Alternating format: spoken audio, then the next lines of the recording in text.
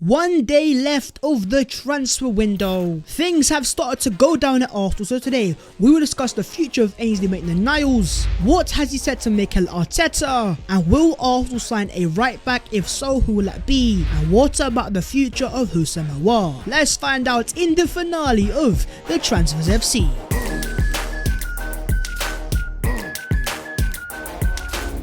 Yo, what is going on, guys? My name is Babs14 and welcome back to your boys channel. Finale season, the final day of the window. Tomorrow is deadline day, so as per, smash a like on the video and subscribe to the channel if you are new, because we are on the road to 60,000 subscribers. We're getting into the Arsenal transfer news and starting off with one Ainsley Maitland-Niles. He is an England international and as it stands an Arsenal right back, left back, central midfielder. He's an Arsenal player as it stands. But let's just say today things have gone down with man like Fofty, aka Ainsley Maitland-Niles. It all started off in the morning as David Ornstein confirmed that Everton were in talks with Arsenal for a deal to sign Ainsley Maitland-Niles on loan with an option to buy. The offer was submitted and Arsenal were considering internally before responding. Talks ongoing and the versatile 24-year-old contract at Arsenal until 2023. Everton made an offer to Arsenal and Arsenal were mulling over it, but it was then later confirmed by Chris Wheatley via John Cross that Arsenal had rejected Everton's loan offer for Ainsley Maitland-Niles.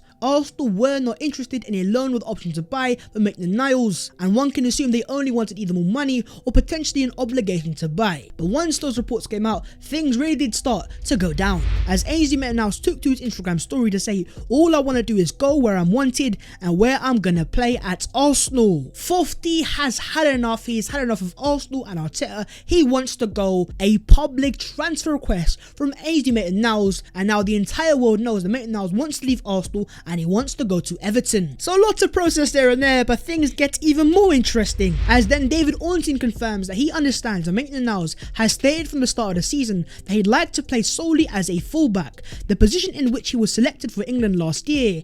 He has never during his current campaign asked to operate in midfield. So Ainsley now wants to play as a fullback, as a right back. Now this of course was Arsenal's issue. Arsenal have always seen Maitland-Niles as a right back, but he has his dreams of playing midfield, but apparently according to Ornstein, that is no longer the case. And if this report is true, this makes Arteta and Arsenal look very, very bad, because in my opinion, Maitland-Niles is a better right back than Chambers and Cedric Suarez, and in terms of Hector Bellerin, he has so far been unavailable. But then again, the timing of these reports coming on the day he gives a transfer request, this could also be a PR stunt from the agent of Ainsley Maitland-Niles. And in terms of that agent, he is also the agent of Raheem Sterling, and Sterling himself also went through similar approaches to force a move from Liverpool to Man City in the past. So let me know your own thoughts down below in the comments. Do you think this is a PR stunt or do you think this is the truth? Paul Joyce of the Sunday Times then says that Arsenal have said to Maitland-Niles they now want him to stay. The player though wants to move to Everton and is looking to speak to Mikel Arteta about the situation. Surely there is no way Arteta wants to keep a player who's made it clear he doesn't want to stay. And on that meeting, Sami Mokbel of the Daily Mail has said the possibility of Maitland-Niles being successful at a direct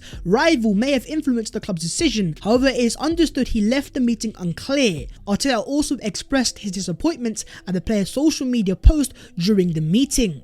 So Arteta was not happy with Maitland-Niles, Maitland-Niles likewise with Arsenal. The report also adds, having already indicated privately that Maitland-Niles could leave, he was told in a hastily arranged face-to-face meeting that he was no longer allowed to go. The meeting was called after he publicly expressed his disappointment at not being allowed to leave. So as things stand, Arsenal want to keep Ainsley Maitland-Niles, and Mikel Arteta sees him as a part of the Arsenal plans, but at the same time Maitland-Niles has made it clear he wants to go to Everton where he's appreciated and he's going to play week in week out. Amazon Prime must be licking their lips as it stands. This is drama FC at its finest. But what do you guys think on the Ainsley Maitland-Niles saga? Has he been unprofessional by giving Everton the hand in negotiations, or does Mikel Arteta and Arsenal take the blame for not letting Maitland-Niles go? As per, let's have a discussion down below in the comments. Crystal Palace are trying to agree a price for Arsenal striker Eddie Nketiah and are willing to spend £12 million, says Alan Nixon. Eddie Nketiah was in talks to to go to Crystal Palace, but no longer is that the case, as David Ornstein has confirmed the Palace are set to focus their attentions on Celtic striker Houssem Aouar after no agreement could be reached with Arsenal for Eddie Nketiah. Barring a late twist, Nketiah is now most likely to stay at Arsenal. £12 million for me was a very reasonable price tag on a player who only has 1 year left on his Arsenal contract and quite clearly isn't a player that Arteta is going to use or has used in the past. But just like how Arsenal have done in the past, they were stubborn with this price tag and Arsenal set a £20 million price tag for a player with 1 year left on his contract. That for me is very unreasonable. It also has been confirmed that the teams like Brighton also have interest in Eddie Nketiah, and also an unnamed team in Germany have had 2 bids rejected for the English under-21 international striker. But once again, let me know your thoughts on this specific transfer saga. Fabrizio Romano confirms that Willian will fly to Brazil tomorrow to sign as a new Corinthians player. He'll join Corinthians. Here we go, confirmed. A confirmed, here we go, Willian is no longer an Arsenal player, and Arsenal themselves have confirmed it officially on their website, saying that Arsenal have reached a mutual agreement with Willian to terminate his contract effective from today. And as Sky Cavai says here, incredible gesture by Willian. He is tearing up his Arsenal contract, saving Arsenal £20 million. He had 2 years left on a £240,000 a week contract, but instead of just sitting back and taking the money or asking for a payoff, he is walking away to sign for Corinthians on 70% less wages. I have been a massive critic of Willian as a player at Arsenal Football Club, but to be fair to him, he has been very professional here, so fair play to Willian. You have earned the respect of a lot of Arsenal fans, saving Arsenal so much money, and all I can say now is best of luck to Willian in Brazil, in Corinthians. Hopefully you have a successful tenure there, a lot more than your time at Arsenal, and thank you for saving my club £20 million. Arsenal, what are you even doing at this point?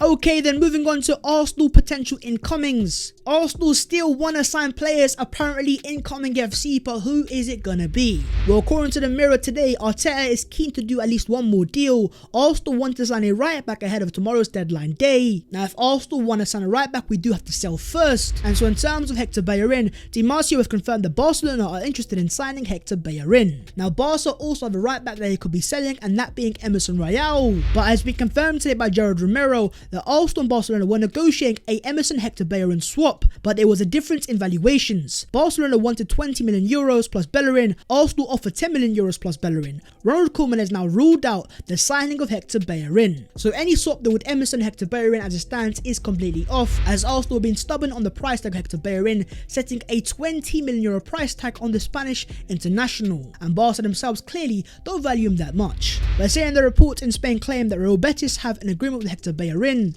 However, the Spanish side have to convince William Carvalho to join Fulham in order to complete the move. So if Hector Bellerin's going to go, I think it's going to be almost a loan with the option to buy, and Arsenal have to accept, and that is mainly because Bellerin is pushing for his transfer. He wants to leave Arsenal Football Club, he don't want to stay, and the last thing Arsenal can do is keep a player who doesn't want to be here, as we're seeing with Ainsley Maitland Niles. Oh, and in terms of Emerson Royal, Fabrizio Romano has confirmed that Tottenham and Barcelona have reached an agreement for Emerson Royal on a permanent move for €30 million. And Emerson has accepted Spurs as his next club. Emerson Royal is now going to Tottenham Hotspur, who are paying €30 million, as Arsenal could not agree a deal, a price tag or any sort of swap deal. And if Emerson is now off the transfer market, who is going to be Arsenal's right back signing? Are we going to make a late move for a certain Kieran Trippier out of Atletico Madrid? As per, let me know your own thoughts on what right back do you want to see Arsenal sign. But what about Houssem Aouar? Well, according to Fabrizio Romano, once again we have to keep an eye on Houssem Aouar, as he is a last minute opportunity for English clubs.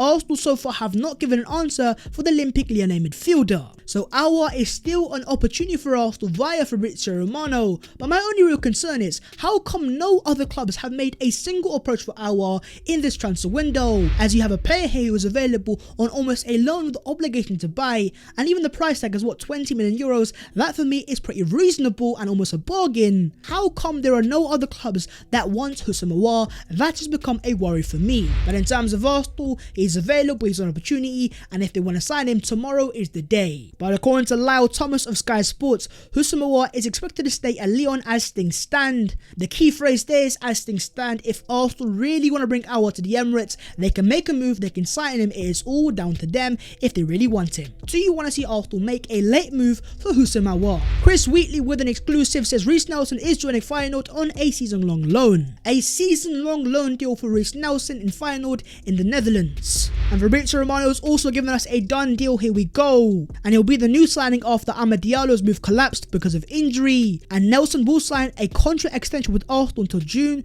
2023. Now personally, I'm very happy for the player and hopefully he has a very successful time at Feyenoord. But my real concern is why have Arsenal left this so late to the final 2 days of the transfer window? Again, a massive concern in my opinion. Keeping it on the loan transfers, Portsmouth have confirmed that Miguel Aziz has signed on a season-long loan from Arsenal. Miggy Aziz to League One Portsmouth. It could be a very successful loan spell as he's going to work under the same manager who previously coached Emil Smith-Rowe at Huddersfield. Miguel Aziz, hopefully my friend, you smash it apart. The AFC Bell says a late inquiry from a Turkish club, not Fenerbahce, about the availability of Mohamed Elneny. Arsenal is open to a sale as soon as a permanent purchase offer is received at an acceptable price, and the market closes in Turkey on September the 7th. Are Arsenal going to sell Mohamed Elneny? Surprise, surprise, an RKO quite literally out of nowhere. But of course, the player only has 1 year left on his Arsenal contract, and if he isn't to leave now, he's going to leave on a free transfer at the end of the next season. For me, the key thing here is what is an acceptable price tag on Arsenal's behalf for Mohamed Elneny. And secondly, if he is to leave Arsenal, that leaves Arsenal very light in the central midfield department. Does that open up a space for a certain, dare I say, Bruno Guimaraes? We're going to have to wait and see. And moving on to the other Arsenal news today, and starting off with Alex Lacazette, who looks like he's gonna stay at Arsenal Football Club, as the AFC Bell has confirmed that Lacazette has decided to stay until the end of his contract and move on a free transfer next summer. A £50 million price tag is going to leave on a free. Once again, it's happened again, Arsenal Football Club. But in terms of our centre forwards, Arsenal are not going to sign a striker now with Lacazette, Aubameyang, Balogun and Martinelli. Do you guys rate the current centre forward options, and are they good enough to help Arsenal progress into the season? Charles Watt has said on Mikel Arteta he is under a huge amount of pressure at this moment. I'll be very surprised if Arsenal made a change in this international break. You never know though, they might decide to pull the trigger after a performance like that. A 5-0 defeat to Man City was damning, but I don't think Arteta is going to leave as things stand. If Arsenal were going to sack the manager, he would have gone by now. And I think the only saving grace for Arteta is the fact that he has so many key players out injured. But as per with Arsenal, you never know. As things stand, the transfer window is starting to all fall apart. We're going to have to wait and see. But if Mikel Arteta doesn't get sacked, that Norwich game, the Burnley game followed by Tottenham, those are all 3 must-win games. First things first, the likes of Thomas Partey, Gabriel, Ben White will all be back, fingers crossed. And secondly, these are games that Arsenal should be winning regardless. What do you guys think is going to happen with the future of Mikel Arteta? Is he going to stay? Is he somehow going to survive? Let's discuss down below in the comments. One guy who could leave is Edu Gasper, the Arsenal technical director. Yes, Arsenal have spent money and signed players, but in terms of the departures, Arsenal and Edu Gasper for me have massively failed. We have 1 day left of the transfer window and the likes of Ainsley Maitland Niles, Nketiah and Sead Klasnick are still Arsenal players, and these are all players that wanted to leave Arsenal Football Club.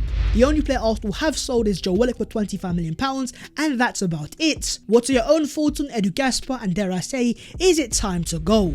Ray Parler has said, I have got a text from Mark Overmars saying he wants to go back to the club and sort this out. Could the current Ajax director and Mark Overmars be the guy to replace Edu Gasper if he is to leave? Let's have a discussion down below in the comments. But 24 hours left of the transfer window. What are Arsenal going to do? Who are Arsenal going to sell and sign? Buckle your seatbelts and let's wait and see. But that is the video there and there. If you guys have enjoyed, smash a like on the video and do subscribe to the channel if you're new. If you want to follow your boy on them social medias, then the links will be down below in the description. But that was the latest episode of the Transfers FC. It is finale season. What's going to happen tomorrow? We're going to have to wait and see. But Arsenal, tic-tac, tic-tac, tic-tac. I will see you guys soon in a bit.